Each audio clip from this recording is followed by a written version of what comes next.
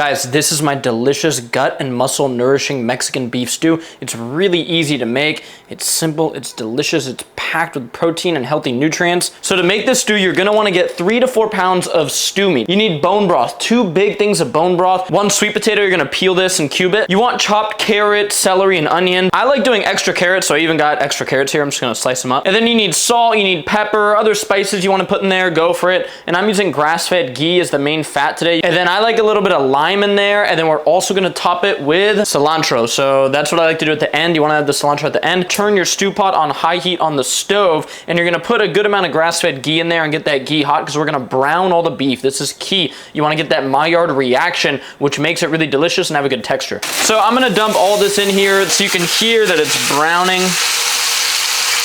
Just spread out the beef. So while it's browning, I'm gonna add that salt and pepper, a good amount of salt. Don't be shy with salt. Little crushed black pepper. I'm also gonna throw some of this Italian herb blend in here. You can put a lot of different types of spice in here. You can put rosemary, which I have a little bit of.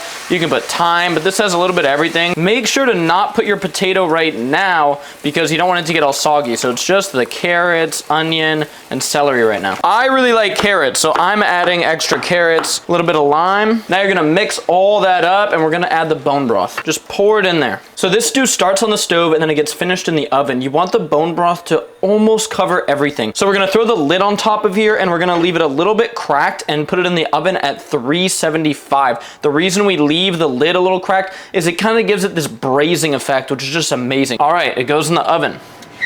All right, so it's been about an hour and a half and I'm taking this out. I'm gonna cube up this sweet potato. You can put any type of potato in here. All right, sweet potato goes in and I'm also gonna throw this rosemary in there to give it more flavor. All right, so it's been about 3 hours total, hour and a half. We added the sweet potatoes in and then another probably about an hour, 15 minutes, and this stew is ready to eat. It's gonna be so good. Now we're just gonna top with the cilantro and some more lime and it's ready to serve. All right, let's do a 1-bite review of the beef stew.